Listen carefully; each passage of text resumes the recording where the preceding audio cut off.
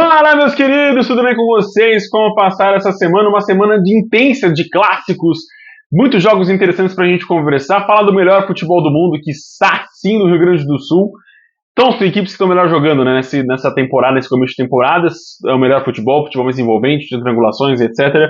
Sejam muito bem-vindos na Rede com Todaro, eu sou o Gabriel Todaro e trago sempre análises aqui do melhor futebol do mundo, né, do futebol brasileiro. E são sempre as 20 equipes da Série A, né, resumidamente. Mas, bom, sempre bom ter você aqui no vídeo. Então, para validar esse convite, esse aconchego, esse carinho que eu dou para vocês quando você está assistindo aqui esse vídeo, pô, deixa o like, compartilha com os amigos, se inscreve no canal, comenta. Para mim tá de excelente o tamanho. Só você curtir e comentar, para mim já tá safe. Mas se você quiser se inscrever, pô, se inscreve aí, assiste uns 5 vídeos, vê o que você acha. Se você gostar, você fica permanente e vira um compartilhador oficial do Na Rede Controlada. Bom, vamos começar então pelos jogos de terça-feira, que tivemos mais jogos de Copa do Nordeste, que é uma Copa muito interessante, muito legal, que tivemos zebra, inclusive, na terça-feira. Então, cara, fica aí, se acomoda.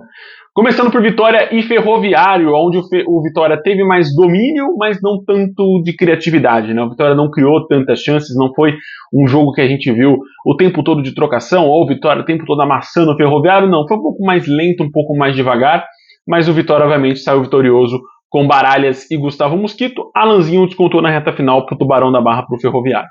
Também na terça-feira tivemos o confronto pelo Campeonato Paulista entre Botafogo e Red Bull Bragantino, onde o Botafogo aqui de Ribeirão Preto foi melhor com o Leandro Maciel. Um gol até que o Cleiton acabou aceitando, mas foi mérito, obviamente, do Leandro Maciel, que chutou lá de fora da área. Um jogo muito morno, até ruim um pouco de acompanhar, mas que teve, obviamente, o Bragantino mais uma vez passando dificuldade para criar jogadas, para dominar, para fazer uma pressão em linha alta no sistema defensivo do Botafogo.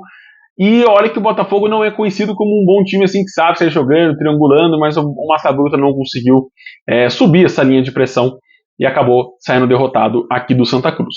Pelo Campeonato Gaúcho, aí sim falando do melhor futebol do mundo, Campeonato Gaúcho, o Grêmio venceu por 5-0 a equipe do Pelotas, né? Gustavo Martins, Bright White 2 vezes e Pavon também 2 vezes fizeram os gols do Imortal. Os gols do Pavon, inclusive, foram golaços, qualidade absurda nas finalizações. O segundo gol, então, pelo amor de Deus, cara, que golaço. Mas enfim, o Grêmio dominou, envolveu, conseguiu sufocar muito bem o Pelotas, dominando de qualquer jeito, cara. O Pelotas teve pouquíssimas, para não dizer nenhuma chance, ao longo de toda a partida. Vale lembrar também que o trabalho do Quinteiro está começando agora, né? E é muito legal acompanhar essa já evolução do time do Grêmio, né? Um time que tinha muita dificuldade para criar jogadas no ano passado, para um time que consegue triangular com facilidade e criar jogadas, né? Os 2 gols do Bright White são prova disso, jogadas muito bem trabalhadas pelo lado direito de ataque do Grêmio, e saíram, obviamente, os 2 gols de cabeça do centroavante gremista. A zebra que eu estava falando, o Altos venceu por 2-1 a equipe do Fortaleza de virada, né? O José Wellison fez o primeiro gol do jogo no comecinho do segundo tempo, que praticamente dava ali a vitória do Fortaleza como garantida, mas aí o Altos foi para cima e conseguiu fazer 2 gols com Lucas Reis e Rodrigão. O jogo foi muito bom, foi surpreendentemente bom, eu achava que ia ser um jogo um pouco arrastado, com vitória magra do Fortaleza, mas não, o jogo foi bem criativo das duas partes, né? O Altos criava, o Fortaleza descontava no final, conseguia descontar, conseguia impor seu ritmo de jogo, mas não conseguia aproveitar as chances que criava, né? Foi um jogo muito abaixo do ataque do Fortaleza, que criou muito, mas converteu pouquíssimo, né? Apenas a chance do José Wes, que ele estava praticamente dentro do gol e conseguiu dar essa vitória para o Fortaleza, mas fica essa zebra, né? Inclusive na estreia do zagueiro Davi Luiz com o manto do Fortaleza, uma estreia amarga aí, digamos, para o zagueirão do Leão do Pici. Também na quarta-feira tivemos o confronto entre Souza e Sport, onde o Sport saiu vitorioso por 2-1, gols de Lene Lobato e Rodrigo Atencio. O gol do Rodrigo foi nos acréscimos do segundo tempo, porque o Diego Ceará empatou no comecinho do segundo tempo, né? O Sport sai na frente no começo do primeiro, toma empate no começo do segundo. Foi um jogo ok também, não foi um jogo espetacular das duas equipes. O Sport um pouco melhor, mas encontrou dificuldades, obviamente, com o Souza, que vendeu cara essa derrota em casa pela Copa do Nordeste. Na quarta-feira aí sim tivemos mais jogos. O Ceará também pela Copa do Nordeste recebeu o Confiança no Castelão, e foi um jogo bem morno, né, onde o Vozão desperdiçou muitas chances, muito boas chances no primeiro tempo. No segundo tempo o ritmo caiu um pouco mais, e aí, apesar do Ceará ter conseguido o gol de empate no segundo tempo, o ritmo caiu um pouco e acabou ficando persistindo esse empate no placar. Luiz Otávio fez o primeiro gol do jogo a favor do Confiança e o Ailon fez o gol de empate do Vozão ainda no primeiro tempo. Não ficou bom. Enfim, vocês vão vendo aí enquanto eu tô conversando com vocês. Também na quarta-feira tivemos a goleada do Bahia em cima do América do Rio Grande do Norte, uma goleada com um G bem maiúsculo, né, porque foi um jogo onde a equipe realmente dominou, jogou muita bola e conseguiu essa excelente vitória, né? Desfilou em campo na Fonte Nova, né? Luciano Rodrigues, Ademir, ele que pulga 2 vezes, e Everaldo, esse deve ter sido o último gol do Everaldo com a camisa do Bahia, ele que foi transferido para o Fluminense. O Henrique César, na única chance que o América teve a seu dispor no jogo todo, conseguiu fazer o gol de honra do América do Rio Grande do Norte. Bom jogo do Bahia, cara, dominou realmente ali a partida, foi um jogo, para quem estava assistindo ali, de encher os olhos, com um futebol bem jogado, com triangulações, chegada na linha lateral, toques muito bonitos e gols bonitos também tivemos na Fonte Nova. No Campeonato Paulista tivemos um jogo que aconteceu em Mirassol, novamente no estádio do Mirassol, mas que impactou o grupo do Palmeiras, né? A Ponte Preta venceu pela primeira vez na sua história no estádio do Mirassol, no 1º de maio. 1º de maio não, né? No Maião. Pela primeira vez na história, a Ponte Preta venceu em Mirassol, o Mirassol, né? E foi uma boa vitória, né? A Ponte Preta sai na frente no comecinho do segundo tempo com o Jean Dias, toma um empate na sequência com um gol contra bizarro do Emerson Santos, e aí o Dudu, nos acréscimos, faz o gol da vitória da Ponte Preta, né? Boa vitória, né, da Ponte Preta. E o Mirassol quis fazer por ser derrotado, né? Porque inclusive desperdiçou uma penalidade, não jogou tão bem com o que não estava acontecendo nos últimos jogos. O Mirassol estava evoluindo muito bem, só que nesse jogo contra a Ponte Preta, no caso, a equipe não desempenhou tão bem assim. No Campeonato Gaúcho tivemos um tropeço, mas que não apaga a boa campanha que o Juventude está fazendo. O Juventude perdeu a melhor campanha geral no Campeonato Gaúcho, mas obviamente vai conseguir se classificar para a próxima fase. Consegue esse empate fora de casa com a Avenida, um jogo muito morno, com pouca criatividade das duas equipes. O Kaique fez o primeiro gol do jogo a favor da Avenida, aos 13 minutos, e aí o Eric empatou no comecinho do segundo tempo a favor do Jaconeiro. Também, né, que não precisava se expor tanto, né, não criar tantas chances, cansar tanto porque já estava classificado, é o Cruzeiro, que foi derrotado por Democrata. Tudo bem que o Cruzeiro classificou para a próxima fase do Campeonato Mineiro com a menor pontuação desse século, né?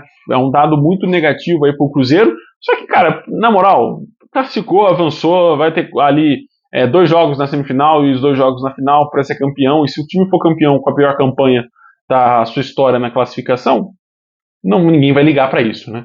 Mas o Bolassi fez o primeiro gol do jogo a favor do Cabuloso. Luan Augusto e Antônio Júnior fizeram os gols do Democrata. Também no Campeonato Mineiro, um time que precisava vencer para, quem sabe, conseguir a liderança geral do seu grupo, era o Atlético, mas infelizmente o Galo ficou na segunda colocação, vai enfrentar a Tombense em 2 jogos, com o jogo decisivo acontecendo com o mando da Tombense. Coelho, Hulk e Daverson, Hulk de pênalti, e o Daverson fizeram os gols do Galão em cima do Itabirito no Mineirão. Bom jogo do Galo, tá? Conseguiu dominar com tranquilidade até o Itabirito, não tomou grande susto ao longo da partida. Quando tomou, o Everson foi muito bem, conseguiu fazer as defesas. No Campeonato Carioca, um clássico quente, né? Entre Flamengo e Botafogo. O Flamengo saiu vencedor com o Léo Ortiz e o Flamengo realmente foi dominante no duelo. Sobrou o Flamengo nesse jogo contra o Botafogo, cara. O time tá jogando muito bem e conseguiu dominar até com certa tranquilidade ali o Botafogo ao longo da partida. Fica o asterisco por conta da confusão no final e eu espero que a Federação Carioca de Futebol tome as medidas cabíveis, puna, né, seriamente quem estava envolvido naquela confusão, porque trocação de soco entre jogador para mim é a coisa mais ridícula que pode existir, porque são companheiros de profissão, são companheiros de cidade, né, moram na mesma cidade, e acontecer isso para mim é a coisa mais desumana que pode acontecer em campo. Jogador que ganha milhões sair no soco porque achou ruim, tal, provocação de outro, etc. E eu não estou passando pano aqui pro Botafogo ou pro Flamengo, eu acho isso ruim. Eu acho que os dois, né, times têm que passar por punição. A gente sabe que vai demorar isso, a fase do mata-mata já está chegando. Mas é uma certa até ingenuidade, digamos assim, né, para não dizer outra palavra, dos jogadores envolvidos, né, que podem perder jogos decisivos desse campeonato carioca. Também na quarta-feira tivemos outro clássico, dessa vez acontecendo na Neoquímica Arena em São Paulo, que foi a vitória do Corinthians por 2-1 em cima do Santos. Um jogo equilibrado com certa soberania do Santos no confronto, né? O Corinthians sai na frente com os 2 gols de Yuri Alberto ainda no primeiro tempo e abaixa o ritmo, né? O Corinthians ainda estava tomando sustos do Santos no primeiro tempo. O Santos estava realmente melhor que o Corinthians em toda a partida. Se você for pegar realmente a partida como um todo, o Santos estava melhor, mas o Corinthians aproveitou mais as suas chances que criou ao longo da partida, né? Mesmo com o Neymar em campo, é impressionante como a química entre Yuri Alberto e Memphis Depay funciona muito mais do que Neymar e todos os outros atacantes santistas, né? Tiquinho, Soares, Guilherme ainda são jogadores que não criaram uma liga com o craque brasileiro. Obviamente isso leva tempo, e até mesmo do Neymar entrar na rotatividade do futebol brasileiro, acho que vai levar um tempinho, né? Fica só o asterisco de ser 6 meses de contrato, se vai ser esse tempo hábil para o Santos ter retorno em campo. Né? O Santos, se eu não me engano, nesse meio de semana recebe o Noroeste. E aí, obviamente, o Santos vai sobrar. Noroeste ou Água Santa, cara? Eu não me recordo. Mas, obviamente, o Santos vai sobrar, vai dominar, vai dar espetáculo, vai dar show. E aí, segunda-feira, vai vir eu aqui com a maior cara de tacho falar para vocês. Não, o Neymar jogou muita bola. Mas, cara, a gente tem que ver também os rivais que o Santos pega. Acho que o Santos vai classificar para a próxima fase. Acho muito difícil que isso não aconteça. Mas o futebol do Santos está em frangalhos, né? Falta futebol, falta jogadores, faltam peças. E, obviamente, o Neymar sozinho, como eu venho falando para vocês também nos últimos vídeos, não resolve a parada pro Peixe. Fechando os jogos de quarta-feira, o Inter venceu fora de casa o São Luís por 3-1. Vitinho, Werner, Valência e Wanderson fizeram os gols do Inter. O Inter até tomou o gol de empate no primeiro tempo, com o Rafael Goiano. Mas aí o Inter, né, com esse elenco maravilhoso, com as peças importantes que o time tem e a forma que o Inter está jogando muito bem nesse começo de temporada, sobrou no segundo tempo, conseguiu fazer os 2 gols e sair vitorioso nesse confronto em Ijuí. Baita jogo do Inter também, viu? Quem jogou muito bem também, dominou seu adversário fora de casa, foi o Palmeiras, que conseguiu retomar aí, quem sabe, o caminho da vitória com esse 3-0 em cima da Inter de Limeira, em Limeira. 3-0, gol de Maurício, Flaco Lopes e Gustavo Gomes. Baita jogo do Verdão. Assim, não foi um jogo espetacular, assim, de você pegar, de domínio, obviamente, mas foi um 3-0. Não também muda muita coisa pro clássico do final de semana com São Paulo, Choque Rei no Allianz Parque. Acho que vai ser um confronto, um clássico muito nivelado por baixo. Tanto o Palmeiras quanto o São Paulo passam por momentos de crise. O São Paulo com mais chance de classificar para a próxima fase, obviamente. O Palmeiras em terceiro no seu grupo ainda mesmo com essa vitória. E com uma pressão maior que o do São Paulo, que precisa vencer para classificar. Né? Mas o São Paulo também não está bem. A gente já vai falar já do São Paulo. Mas o Palmeiras também não apaga essa vitória, pelo menos na minha visão, não apaga, esse 3-0 não apaga os jogos ruins contra Corinthians e também contra Água Santa. Água Santa lá em Brasília. Não apaga isso. Para mim o Palmeiras vem muito abaixo nesse começo de temporada e, obviamente, precisa de jogadores, né? Acho que o Palmeiras precisa de um zagueiro para a alternativa do time, precisa de uns 9, isso sem dúvidas, e precisa de mais caras que cheguem e resolvam a parada. O Palmeiras perde jogadores e não traz ninguém. No caso, até mesmo do Rony, que foi embora hoje e é um novo jogador do Atlético Mineiro. Caio Paulista também deve seguir o mesmo rumo e o Palmeiras vai perdendo jogadores, perdendo e trazendo pouquíssimos, né? Para sair é a jato e para voltar é conta-gota. Bom, falando de São Paulo, né? Aí eu já projetando um pouco como vai ser o Choque Rei. O São Paulo empatou em casa, né, no Mané Garrincha, em 3-3 com o Velo Clube, que até então, ou é ainda, né, na questão de pontuação, o lanterna do Campeonato Paulista. O São Paulo saiu na frente 3 vezes e sofreu um empate 3 vezes. Fez o primeiro gol com o Luciano, sofreu um empate com o Silas. Fez o segundo gol com o Luciano, sofreu um empate com o Daniel Amorim. Fez o terceiro gol com o André Silva, sofreu um empate com o Jefferson Ney no finalzinho do segundo tempo. Foi um jogo abaixo da defesa do São Paulo. Não consigo colocar a culpa apenas do Jandrei. Eu acho que a defesa como um todo do São Paulo foi mal nesse jogo. Obviamente os gols ficam na conta do goleiro, mas se você for ver as decisões de defesa, as decisões que aconteceram nesse jogo, a conta bate ali para todo mundo da defesa, né? O terceiro gol, por exemplo, é uma espanada do Arboleda, uma afobação do Arboleda em chutar a bola para frente para tentar terminar o jogo, que acabou resultando no gol do Jefferson Ney. Aí sim acabou o jogo, né? 3-3. Faltou calma para o São Paulo no jogo contra o Velo. Acho que pela pressão da torcida, pela pressão de ter já saído 2 vezes na frente do placar e sofrido empate, essa foi a decisão da Arboleda. Não acho que foi culpa do Jandrei no lance, acho que mérito do Jefferson, que chutou muito bem, conseguiu fazer um belo gol. Aliás, os 2 últimos gols do Velo, né, do Daniel Amorim e do Jefferson, foram golaços, né, foram mais qualidade dos caras do que falha do Jandrei ou falha da defesa. A gente tem que dar esse mérito também para os atacantes. Mas foi um jogo abaixo da defesa do São Paulo. Projetando o Choque Rei, cara, eu acho que vai ser, como eu falei, um jogo muito equilibrado por baixo.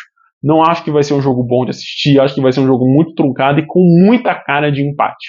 Eu acho que esse jogo, inclusive, tem cara de ser um 0-0 bem morno, bem fraquinho, com muita pressão na parte da torcida do Palmeiras, mas também com muitas críticas posteriormente à torcida do São Paulo em cima do Zubeldia. Acho que vai ser um jogo difícil para os dois, um jogo muito complicado para o Palmeiras por conta da pressão, mas um jogo complicado para o São Paulo também por ser um clássico fora de casa contra um dos melhores times do Campeonato Paulista, só que não está conseguindo colocar isso em campo. Né? Então por isso que eu acho que equilibra um pouco mais essa questão. O São Paulo venceu o Corinthians, o São Paulo perdeu para o Santos, o Palmeiras venceu o Santos, empatou com o Corinthians e agora enfrenta o São Paulo no Allianz Parque. É isso, meus queridos. O vídeo de hoje vai ficando por aqui. Se inscreve no canal novamente, deixando esse reforço, curte, comenta, compartilha esse vídeo com seus amigos, com seus familiares, com quem você conhece e que você acha que vai gostar aqui do vídeo. Fechou? Um abração, fique com Deus e até o próximo vídeo na segunda-feira. E a gente tá chegando no carnaval, hein? Se esquenta aí, hein? Mas é isso, um abração, fique com Deus, até o próximo vídeo. Tchau, tchau.